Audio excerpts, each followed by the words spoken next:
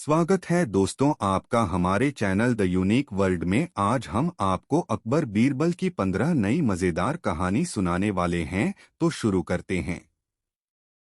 एक दिन बादशाह अकबर ने बीरबल से कहा, एक ऐसे मनुष्य को लाओ जो पीर, बाबरची, भिश्ती और खरहो-द-शाह का हुक्म पाकर बीरबल ऐसे चारों गुणों से युक्त व्यक्ति की खोज करने निकल पड़े। रास्ते में उन्हें एक गरीब ब्राह्मण की याद आई। वह ब्राह्मण कठिन परिश्रम करके अपनी जीविका चलाता था।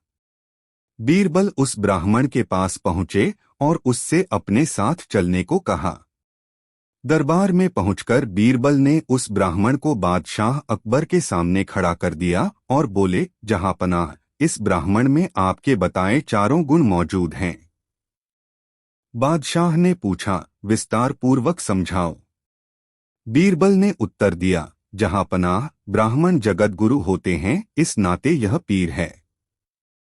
ब्राह्मण के हाथ का भोजन सब लोग बिना किसी भेदभाव के करते हैं, इसलिए यह बाबरची भी है। ब्राह्मण के हाथ का पानी पीने में किसी को कोई आपत्ति नहीं होती, इस कारण यह भिश्ती भी है। और इस मनुष्य का पेशा बोझा ढोना है, इसलिए यह खर यानी गधे का भी काम करता है। बीरबल का उत्तर सुनकर बादशाह अकबर बहुत खुश हुए। उन्होंने उस ब्राह्मण को पुरस्कार देकर विदा किया। दोस्तों, वीडियो को लाइक जरूर कर दे। एक दिन बादशाह ने बीरबल से पूछा कि अगर तुम्हें न्याय व सोने की मोहर में से चुनने को कहा जाए तो तुम किसे चुनोगे? बीरबल बिना हिचक बोले, सोने की मोहर। अकबर हैरान हुए और बोले, तुम न्याय की जगह स्वर्ण मुद्रा लेना पसंद करोगे? हाँ, बीरबल ने कहा। दरबारी भी यह बात सुनकर हैरान हो गए। वर्षों से वे सब बीरबल को बादशाह की नजरों से नीचा गिराना चाहते थे, लेकिन आज तक किसी को सफलता नहीं मिली और आज वह काम बीरबल ने स्वयं कर दिया। उन्हें अपने भाग्य पर विश्वास नहीं हुआ। बादशाह बोले, अगर कोई नौकर इस बात को कहता तो मुझे बुरा व अजीब नहीं लगता, लेकिन तुम्हारे इस उत्तर से मैं अचंभित व दुखी हूं। मुझे नहीं पता कि तुम इतने लालची हो। बीरबल ने शांत स्वर में कहा, जहांपनाह, आपके राज्य में न्याय तो सबको मिलता है, इसलिए न्याय तो मेरे पास पहले से ही है, लेकिन मेरे पास धन की कमी रहती है, इसलिए मैंने सोने की मोहर को चुना। अकबर बीरबल के उत्तर से खुश हुए और उसे एक नहीं 1000 स्वर्ण मुद्राएं दीं। इस कहानी से शिक्षा, किसी को उसके कार्य की सजा देने से पहले हमें यह जानना चाहिए कि उसने ऐसा क्यों किया। इसके लिए उसके पास ठोस कारण हो सकते हैं जो शायद आपको पता न हो। हर किसी को अपने आप को बचाने का मौका मिलना चाहिए। एक समझदार व्यक्ति कभी अपने मालिक की प्रशंसा करने के मौके को नहीं छोड़ता। वह जानता है मालिक के गुणों को जानना उसके लिए फायदेमंद हो सकता है। यह उसके लिए जादू की तरह काम करता है, जैसे बीरबल के लिए। दोस्तों, कहानी कैसी लगी कमेंट में जरूर बताएं। एक साधु था जो अपने इलाके में बेहद ईमानदार समझा जाता था। उसके किया कि तीर्थ यात्रा हो आऊं। यही सोचकर उसने घर का सारा कीमती सामान बेच दिया और नकदी में से कुछ अपने खर्चे के लिए रखकर उस पर लाख की सील लगा दी और साधु के पास जाकर बोली, महाराज जी, आप बड़े ही ईमानदार आदमी हैं। यही सोचकर मैं आपके पास आई हूं। दरअसल मैं तीर्थ यात्रा पर जाना चाहती हूं।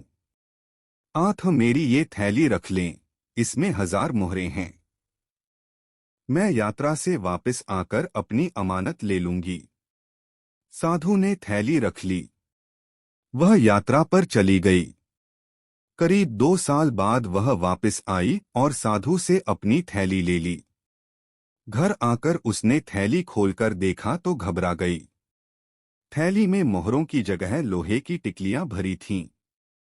वह फौरन साधु के पास गई और सारी बात बताई, मगर साधु ने इस मामले में अनभिज्ञता जाहिर की और बोला, देखो बीबी, तुम्हारी थैली में क्या था क्या नहीं मुझे नहीं मालूम। मैंने तो तुम्हारी अमानत जस की तस रख दी थी और तुम्हारे वापस आने पर वैसे ही उठाकर तुम्हें दे दी। साधु की बात सुनकर विधवा घबरा गई और गिड़गिड़ाने वाले अंदाज में बोली, महाराज साहब, मैंने अपने हाथों से थैली में मोहरें रखी थी। मैं बहुत गरीब औरत हूँ। वे मोहरें ही मेरी जमा पूंजी थीं। मेरा बुढ़ापे का सहारा थी। सारी नहीं तो कम से कम आधी ही दे दो। मैंने तो आपको ईमानदार समझकर अपनी धरोहर आपके पास रखी थी, मगर आप मुझ गरीब के साथ अन्याय कर रहे हैं। साधु ने कहा, ऐ बुढ़िया, फालतू बकवास मत कर और सीधी तरह से यहां से चलती बन, वरना धक्के मारकर बाहर निकाल दूंगा। बुढ़िया रोते हुए बीरबल के पास पहुंची और सारी बात बताई। बीरबल ने उसे आश्वासन देकर घर भेज दिया और थैली रख ली। दूसरे दिन ही बीरबल ने नगर के सभी रफूगरों को बुलाकर वह थैली दिखाई। एक रफूगर बोला, यह थैली तो साल भर पहले मैंने ही रफू की थी। कौन लाया था यह थैली तुम्हारे पास? बीरबल ने पूछा। रफूगर, एक साधु। बीरबल ने तुरंत सिपाही भेजकर साधु को बुलवाया। साधु आया और रफूगर को देख सारा मामला समझ गया। अगले ही पल उसने जेब से सोने की मोहरें निकालकर बीरबल के कदमों में रख दी और क्षमा मांगने लगा। तुम क्षमा करने के काबिल नहीं हो साधु। तुम्हें तुम्हारे पद से भी हटाया जाता है। जो खुद बेईमान हो वह दूसरों का क्या मार्गदर्शन करेगा। बुढ़िया धन पाकर बेहद खुश हुई और बीरबल को दुआएं देने लगी। शिक्षा जितना हम सोचते हैं, लालच उससे अधिक फैला हुआ है। संदिग्ध व्यक्तियों पर आंख बंद करके भरोसा कर उनके हाथों की कठपुतली बनने से बचें। एक बार उनके जाल में फंसकर बाहर निकलना मुश्किल होता है। दोस्तों, वीडियो अच्छा लग रहा हो तो कमेंट करके जरूर बताएं और हमारे चैनल द यूनिक वर्ल्ड को अभी सब्सक्राइब कर ले। 4 मिस्र के राजा ने बीरबल की बुद्धिमानी के बारे में बहुत सुना था और उसकी परीक्षा लेना चाहता था। उन्होंने बादशाह अकबर को उन्हें दरबार में भेजने के लिए कहा। जब बीरबल मिस्र पहुंचे तो मुख्यमंत्री ने कहा, राजा तुमसे कल सुबह मिलेंगे। अगली सुबह बीरबल दरबार में पहुंचे और देखा 5 एक जैसे राजा राजसी पोशाक गहने पहने सिंहासन पर अलग अलग बैठे थे। बीरबल एक पल को तो बौखला गए। उन्होंने कुछ देर तक सबको ध्यान से देखा और फिर एक राजा के सामने जाकर बोले, बादशाह, आपकी उम्र लंबी हो। तुमने कैसे जाना कि मैं असली राजा हूं? बीरबल बोला, जहां पनाह, बाकी सभी आपको देख रहे थे और आपकी नकल करने की कोशिश कर रहे थे, जबकि आप शांत और बेफिक्र होकर बैठे थे। तब मैंने अंदाजा लगाया कि आप ही असली राजा हैं। राजा ने बीरबल की प्रशंसा की और उसे उपहार दिए। शिक्षा, किसी की नकल कर वैसा बनना या कुछ बनाने की कोशिश करना असली वस्तु या व्यक्ति जितने स्तर तक नहीं पहुंच सकता। 5 एक बार अकबर ने सोचा, मैं इतनी बार बीरबल को फंसाने की कोशिश कर चुका हूं पर वह हर बार बाजी मार लेता है। इस बार मैं ऐसी चाल चलूंगा कि सारा हिसाब किताब बराबर हो जाएगा। दूसरे दिन बादशाह अकबर ने बीरबल को किसी काम से बाहर भेजा और दरबारियों से कहा, इस टोकरी में अंडे भरे हुए हैं। आप सब लोग एक एक अंडा उठाए और अपने अपने कपड़ों में छिपा लें। जब बीरबल दरबार में आएंगे तो मैं आप लोगों से होज में गोता लगाने को कहेंगा। जब आप लोग होज से बाहर आए तो ऐसा दिखावा करें कि अंडा आपको होज में मिला था। कुछ देर बाद बीरबल लौटकर आए। उन्होंने वातावरण को गंभीर देखा। वह समझ गए कि कुछ नई बात होने वाली है। तभी बादशाह अकबर ने कहा, बीरबल, हमने कल रात एक अजीब सपना देखा। सपने में हमें अपने दरबारियों की योग्यता जांचने का नया तरीका सूझा है। इसके बाद अकबर ने वहां उपस्थित दरबारियों से कहा, बगीचे में जो हौज है उसमें आप एक एक करके गोता लगाएंगे। जी खरे आदमी हैं, उन्हें वहां एक एक अंडा मिलेगा। यदि कोई आदमी अंडा लिए बिना बाहर आया तो समझा जाएगा कि वह भरोसे का आदमी नहीं है। अब दरबारियों की समझ में आया कि जहां पनाह बीरबल के पर कतरना चाहते हैं। उन्होंने सोचा आज बड़ा मजा आएगा। बीरबल हर बार हमें बेवकूफ साबित कर देता है। आज उसकी बारी आई है बेवकूफ बनने की। बीरबल की तेज निगाहों ने दरबारियों को कानाफूसी करते हुए देख लिया। उनको समझ में आ रहा था कि बादशाह उन्हें मूर्ख बनाना चाहते हैं। तभी बादशाह ने आदेश दिया और दरबारी एक एक करके हौज में कूदने लगे। जो भी दरबारी बाहर आता वह अपने हाथ में एक अंडा लेकर आता। सबसे अंत में बीरबल की बारी आई। बीरबल ने सोचा कि हौज में अंडों की कोई टोकरी रखी है, ये सभी लोग उसी में से अंडा लेकर आ रहे हैं। बादशाह ने आदेश दिया, कूद जाओ बीरबल, देर न करो, देखें तुम भी अंडा लाते हो या नहीं। बीरबल ने हौज में गोता लगाया। उन्होंने देखा कि हौज में तो अंडों को कोई टोकरी नहीं है। जरूर जहांपनाह ने उनके साथ ठिठोली की है, किंतु वह भी किसी से कम नहीं थे। बीरबल हौज से बाहर आए। उन्होंने एक झटका दिया और अपने शरीर से पानी के छींटे उड़ाए और फिर कुकड़ू करने लगे। बादशाह अकबर ने पूछा, यह क्या कर रहे हो बीरबल? तुम्हारा अंडा कहाँ है? यह मुर्गे की तरह बांग क्यों दे रहे हो? बीरबल ने बिना रुके उत्तर दिया, जहांपनाह आप तो जानते ही हैं कि मुर्गा अंडा नहीं देता। अंडा तो मुर्गियां ही देती हैं। आपके पास इतनी मुर्गियों का झुंड है, किंतु मुर्गा तो अकेला मैं ही हूं। सारे दरबारी इतना झेंपे कि वे अपनी आंखें ऊपर न उठा सके। एक बार अकबर बिस्तर पर पड़े पड़े पानी मांगे जा रहे थे। आसपास कोई खास निजी सेवक था नहीं। सो महल का कूड़ा कचरा साफ करने वाले निम्न दर्जे के मामूली नौकर ने हिम्मत करके बादशाह को पानी का गिलास दिया। अकबर उसे अपने कमरे में देखकर चौंक गए, लेकिन प्यास इतनी लगी थी कि वे खुद को रोक नहीं पाए और पानी ले लिया। तभी वहां अकबर के खास सेवक आ पहुंचे। उन्होंने फौरन उस कचरा साफ करने वाले नौकर को कमरे से बाहर कर दिया और सभी अकबर की चापलूसी करने लगे। दोपहर हुई तो अकबर का पेट खराब हो गया। हकीम को बुलाया गया, पर फिर भी अकबर की हालत में सुधार नहीं हुआ। अब राजवैद्य आए, उनके साथ राज्य ज्योतिष भी थे। उन्होंने कहा कि शायद आप पर किसी मनहूस व्यक्ति का साया पड़ा है, इसीलिए आपकी तबीयत खराब हुई है। अकबर बादशाह को तुरंत उस कचरा साफ करने वाले नौकर का ख्याल आया। उन्होंने कहा कि आज सुबह मैंने उस कचरा साफ करने वाले के हाथ से पानी पिया था, इसीलिए मेरे साथ यह सब हुआ है। उन्होंने गुस्से में उस नौकर को मौत की सजा दे दी। थोड़ी ही देर में सिपाहियों ने उस नौकर को कारागार में बंद कर दिया। बीरबल को जब इस बात का पता लगा तो वह उस नौकर के पास गए और उसे सांत्वना देते हुए कहा कि वह उसे बचा लेंगे।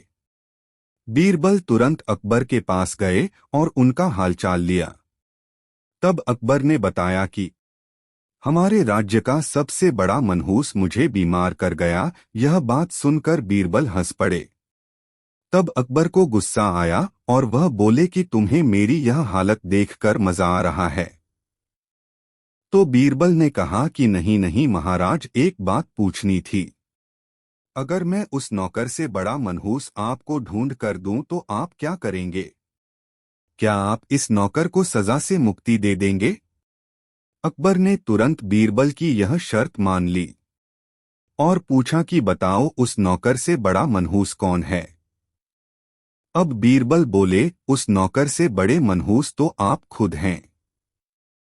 उस नौकर के हाथ पानी पीने से आपकी तबीयत खराब हुई, आप बिस्तर पर आ गए।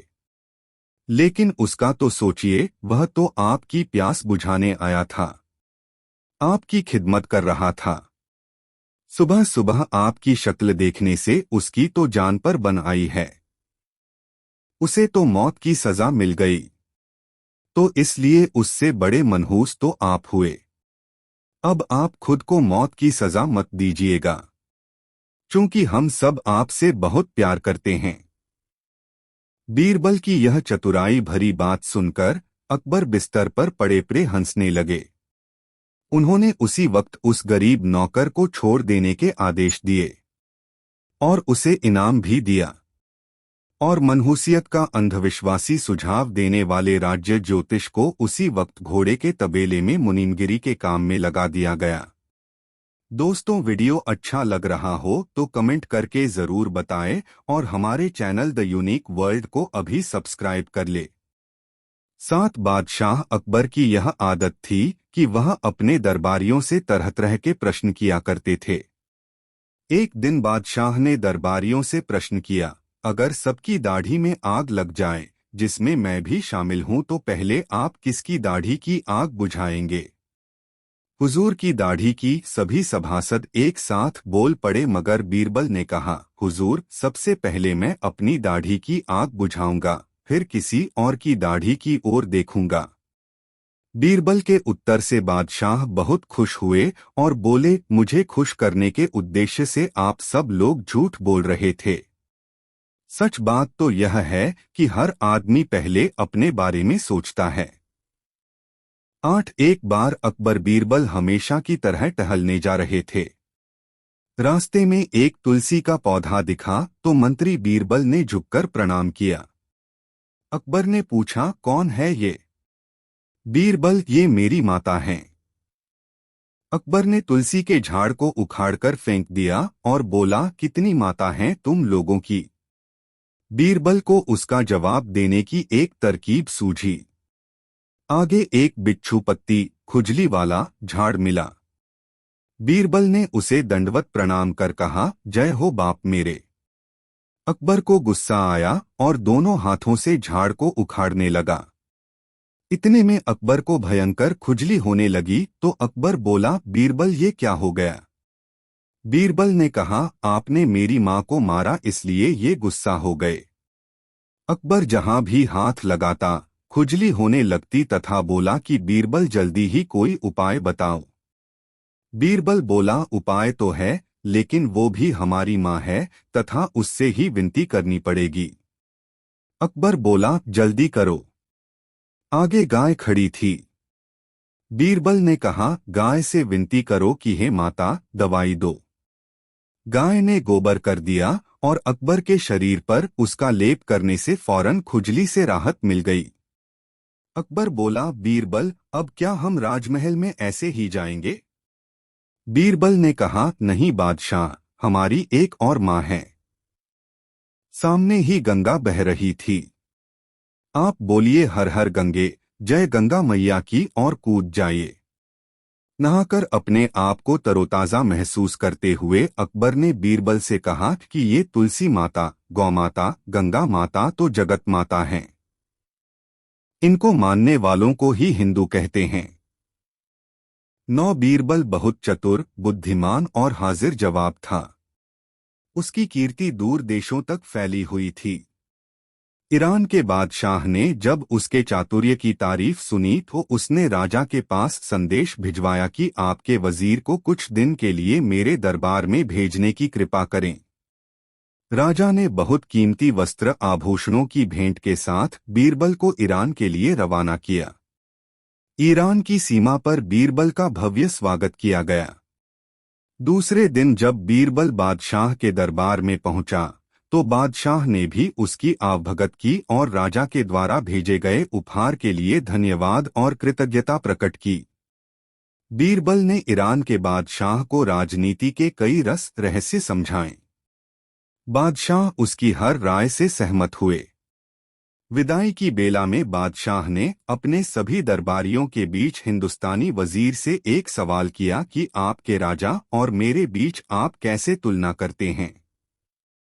वजीर ने कहा, हमारा राजा दूज के चांद की तरह हैं और आप पूनम के पूर्ण चंद्रमा से सुंदर सुशील हैं। बीरबल के साथ आए राजा के दरबारियों को मौका मिल गया। वह आपस में इस बात को लेकर खुसर खुसर करने लगे कि बीरबल ने ईरान के बादशाह के स्वागत सरकार के आगे अपने राजा को नीचा दिखाया है। ईरान के बादशाह को तो पूनम का चांद बताया और अपने राजा को दूज का चांद। दूसरे दरबारी ने हाँ में हाँ मिलाते हुए कहा, हाँ तुम ठीक कहते हो, पूनम का चांद बहुत बड़ा और चमकीला होता है, जबकि दूज का चांद एक पतली सी रेखा की तरह है। वजीर ने अपने राजा को छोटा बताया, इसकी हमें शिकायत करनी चाहिए। तीसरे दरबारी ने कहा। जब बीरबल वापस अपने राजा के दरबार में लौटा तो राजा ने सारा हालचाल पूछा। बीरबल की बातें सुनकर राजा बोला, आपने हमारे दरबार की शोभा ईरान तक फैलाई, इसकी हमें बहुत खुशी है। साथ गए दरबारियों ने पूनम के चांद और दूज के चांद वाली बात राजा को बताई। राजा इस पर बहुत नाराज हुआ। दूसरे दिन बीरबल से उसने पूछा, आपने मेरी तुलना पूनम के चांद से क्यों नहीं की? वजीर को सारा माजरा समझ में आ गया। वह बोला, हुजूर, आप दूज के चांद की तरह हमेशा अपने पराक्रम, कीर्ति और साम्राज्य कोई दिन दूना रात चौगुना बढ़ा रहे हैं। इसलिए मैंने आपकी प्रशंसा की में दूज के चांद की उपाधि दी। ईरान के बादशाह को पूनम का चांद इसलिए कहा क्योंकि पूनम चंद हर रोज घटा जाता है, सिमटता जाता है। अमावस की रात तो वह बिल्कुल ही नहीं निकलता। आपको दूज का चांद बताकर मैंने अपने राजा की महानता का बखान किया है। दूज का चांद सबको प्रिय होता है, सभी उसके दर्शन करते हैं। पूनम का चांद तो एक दिन चमकता है और दूज का चांद पूरे पखवाड़े तक चमकता है। आप खुद फैसला करें कि दूज का चांद ज्येष्ठ है या पूनम का। राजा ने कहा, हाँ दूज का चांद। और अपने बीरबल की बात सुनकर राजा खुश हुआ। उसने चुगलखोरों की जमकर खबर ली। राजा ने उससे और इनाम देकर सम्मानित किया। दोस्तों, वीडियो अच्छा लग रहा हो तो कमेंट करके जरूर बताएं और हमारे चैनल द यूनिक वर्ल्ड को अभी सब्सक्राइब कर ले। 10 बादशाह अकबर जंग में जाने की तैयारी कर रहे थे। फौज पूरी तरह तैयार थी। बादशाह भी अपने घोड़े पर सवार होकर आ गए। साथ में बीरबल भी था।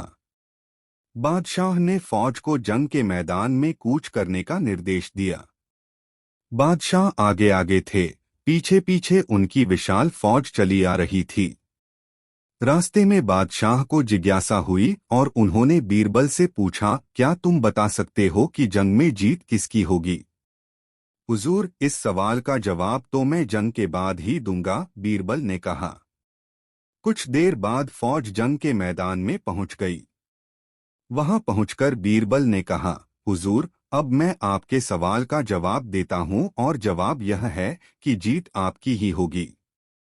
यह तुम अभी कैसे कह सकते हो, जबकि दुश्मन की फौज भी बहुत विशाल है? बादशाह ने शंका जाहिर की, हुजूर, दुश्मन हाथी पर सवार हैं और हाथी तो सूंड से मिट्टी अपने ऊपर ही फेंकता है तथा अपनी ही मस्ती में रहता है, जबकि आप घोड़े पर सवार हैं और घोड़ों को तो गाजी मर्द कहा जाता है।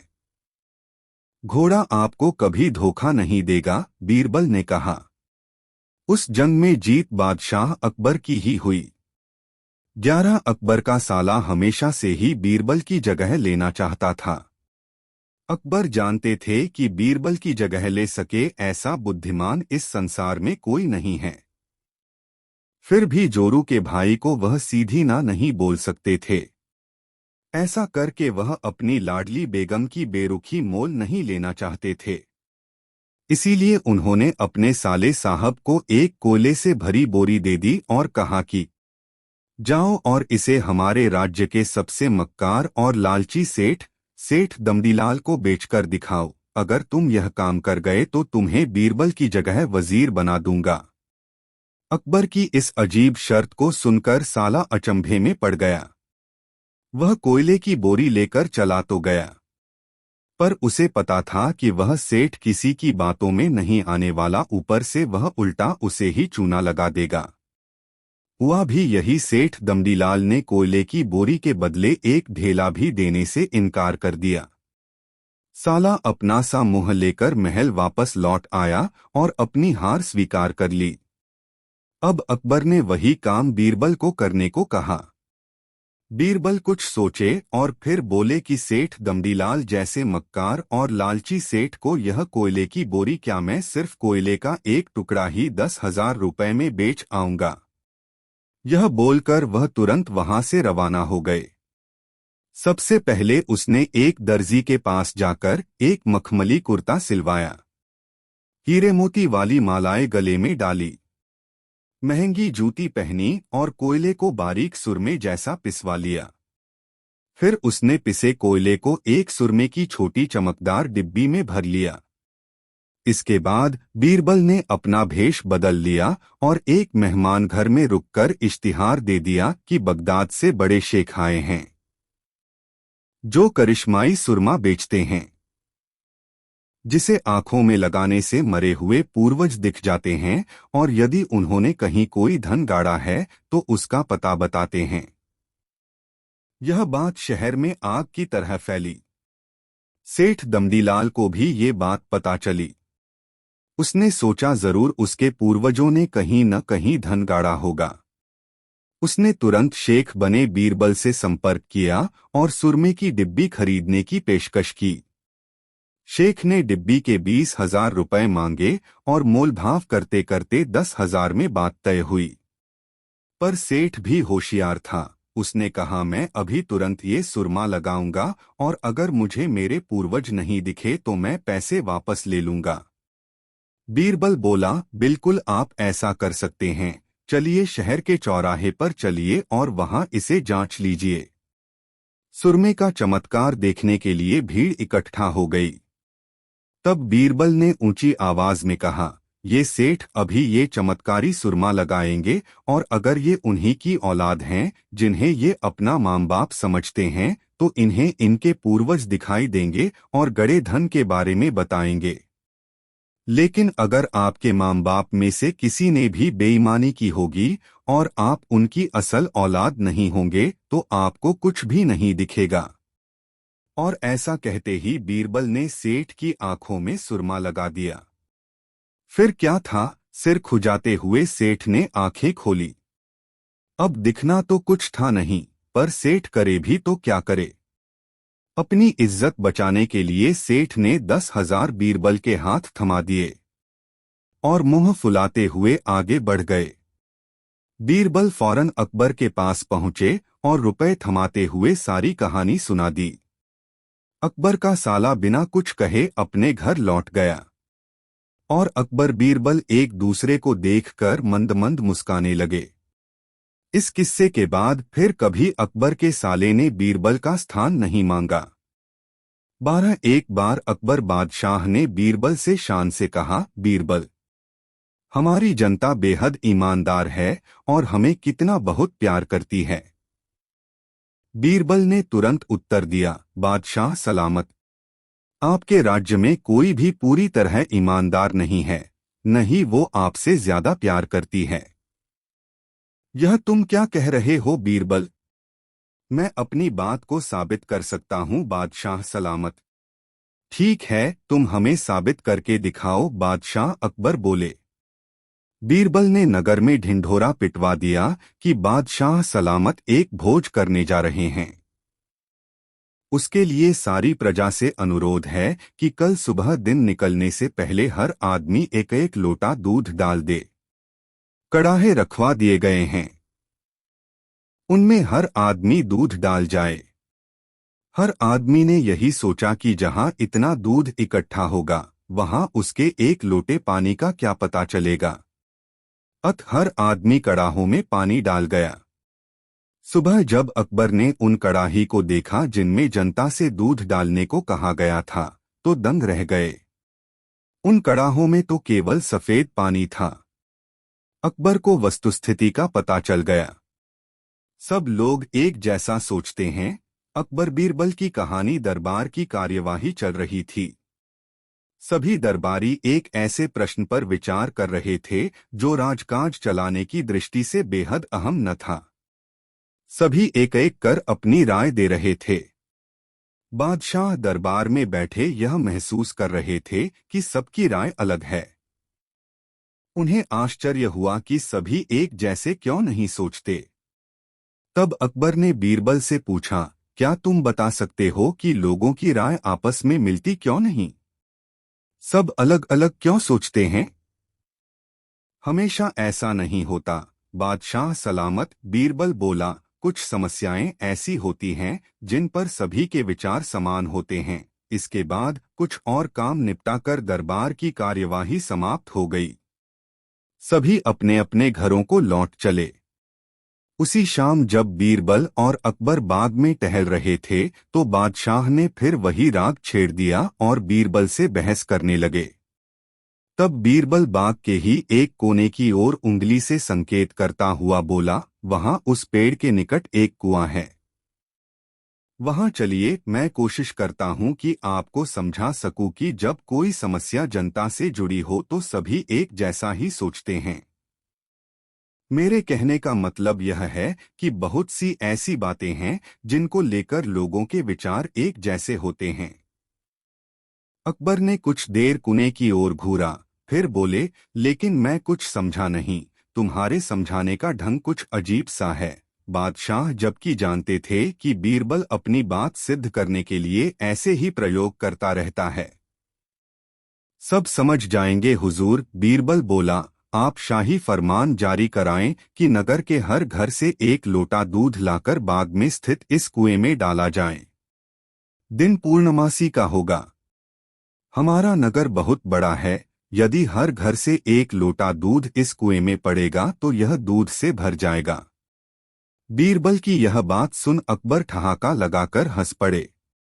फिर भी उन्होंने बीरबल के कहेनुसार फरमान जारी कर दिया।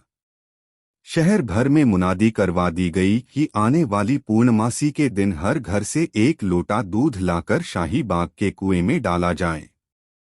जो ऐसा नहीं करेगा उसे सजा मिलेगी। पूर्णमासी के दिन बाग के बाहर लोगों की कतार लग गई। इस बात का विशेष ध्यान रखा जा रहा था कि हर घर से कोई न कोई वहां जरूर आए। सभी के हाथों में भरे हुए पात्र बर्तन दिखाई दे रहे थे। बादशाह अकबर और बीरबल दूर बैठे यह सब देख रहे थे और एक दूसरे को देख मुस्करा रहे थे। सांझ ढलने से पहले कुएं में दूध डालने का काम पूरा हो गया। हर घर से दूध लाकर कुएं में डाला गया था। जब सभी वहां से चले गए तो अकबर व बीरबल ने कुएं के निकट जाकर अंदर झांका। कुआं मुंडेर तक भरा हुआ था, लेकिन यह देख अकबर को बेहद हैरानी हुई कि कुएं में दूध नहीं, पानी भरा हुआ था। दूध का तो कहीं नामो निशान तक न था। हैरानी भरी निगाहों से अकबर ने बीरबल की ओर देखते हुए पूछा, ऐसा क्यों हुआ? शाही फरमान तो कुएं में दूध डालने का जारी हुआ था, यह पानी कहां से आया? लोगों ने दूध क्यों नहीं डाला? बीरबल एक जोरदार ठहाका लगाता हुआ बोला, यही तो मैं सिद्ध करना चाहता था हुजूर। मैंने कहा था आपसे कि बहुत सी ऐसी बातें होती हैं जिस पर लोग एक जैसा सोचते हैं, और यह भी एक ऐसा ही मौका था। लोग कीमती दूध बर्बाद करने को तैयार न थे। वे जानते थे कि कुएं में दूध डालना व्यर्थ है। इससे उन्हें कुछ मिलने वाला नहीं था। इसलिए यह सोचकर कि किसी को क्या पता चलेगा, सभी पानी से भरे बर्तन ले आए और कुएं में उड़ेल दिए। नतीजा, दूध के बजाय पानी से भर गया कुआं। बीरबल की यह चतुराई देख अकबर ने उसकी पीठ थपथ पाई। बीरबल ने सिद्ध कर दिखाया था कि कभी-कभी लोग एक जैसा भी सोचते हैं। दोस्तों, वीडियो कैसा लग रहा है कमेंट में जरूर बताएं। एक दिन अकबर अपने मंत्री बीरबल के साथ अपने महल के बाग में घूम रहे थे। अकबर बागों में उड़ते कौओं को देखकर कुछ सोचने लगे और बीरबल से पूछा, क्यों बीरबल, हमारे राज्य में कितने कौए होंगे? बीरबल ने कुछ देर अंगुलियों पर कुछ हिसाब लगाया और बोले, हुजूर, हमारे राज्य में कुल मिलाकर 95,463 कौए हैं। तुम इतना विश्वास से कैसे कह सकते हो? हुजूर, आप खुद गिन लीजिए, बीरबल बोले। अकबर को कुछ इसी प्रकार के जवाब का अंदेशा था। उन्होंने ने पूछा, बीरबल, यदि इससे कम हुए तो इसका मतलब है कि कुछ कौए अपने रिश्तेदारों से मिलने दूसरे राज्यों में गए हैं। और यदि ज्यादा हुए तो इसका मतलब यह है, हुजूर, कि कुछ कौए अपने रिश्तेदारों से मिलने हमारे राज्य में आए हैं। बीरबल ने मुस्कुराकर जवाब दिया। अकबर एक बार फिर मुस्कुराकर रह गए। दोस्तों, वीडियो को लाइक जरूर कर दे। 14 अकबर बादशाह को मजाक करने की आदत थी। एक दिन उन्होंने नगर के सेठों से कहा, आज से तुम लोगों को पहरेदारी करनी पड़ेगी। सुनकर सेठ घबरा गए और बीरबल के पास पहुंचकर अपनी फरियाद रखी। बीरबल ने उन्हें हिम्मत बंधाई। तुम सब अपनी पगड़ियों को पैर में और पायजामों को सिर पर लपेटकर रात्रि के समय में नगर में चिल्ला चिल्लाकर कहते फिरो, अब तो आन पड़ी है।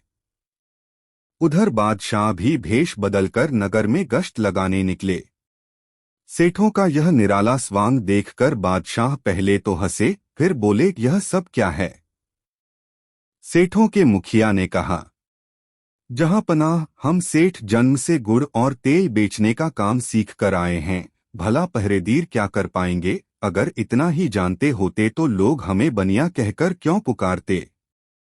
बादशाह अकबर बीरबल की चाल समझ गए और अपना हुक्म वापस ले लिया।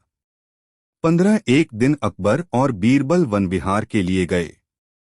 एक टेढ़े पेड़ की ओर इशारा करके अकबर ने बीरबल से पूछा, यह दरख्त टेढ़ा क्यों है? बीरबल ने जवाब दिया, यह इसलिए टेढ़ा है क्योंकि ये जंगल के तमाम दरख्तों का साला है। बादशाह ने पूछा, तुम ऐसा कैसे कह सकते हो? बीरबल ने कहा, दुनिया में ये बात मशहूर है कि कुत्ते की दुम और साले हमेशा टेढ़े होते हैं। अकबर ने पूछा, क्या मेरा साला भी टेढ़ा है? बीरबल ने फौरन कहा, बेशक जहांपना। अकबर ने कहा, फिर मेरे टेढ़े साले को फांसी चढ़ा दो। एक दिन बीरबल ने फांसी लगाने की 3 तख्ते बनवाए, एक सोने का, एक चांदी का और एक लोहे का। उन्हें देखकर अकबर ने पूछा, 3 तख्ते किस लिए? बीरबल ने कहा, गरीबनवाज, सोने का आपके लिए, चांदी का मेरे लिए और लोहे का तख्ता सरकारी साले साहब के लिए। अकबर ने अचरज से पूछा, मुझे और तुम्हें फांसी किस लिए? बीरबल ने कहा, क्यों नहीं जहां पनाह, आखिर हम भी तो किसी के साले हैं। बादशाह अकबर हंस पड़े। सरकारी साले साहब के जान में जान आई। वह बाइज्जत बरी हो गया। दोस्तों, वीडियो कैसा लगा कमेंट में जरूर बताएं और हमारे चैनल द यूनिक वर्ल्ड को अभी सब्सक्राइब कर ले। वीडियो देखने के लिए धन्यवाद।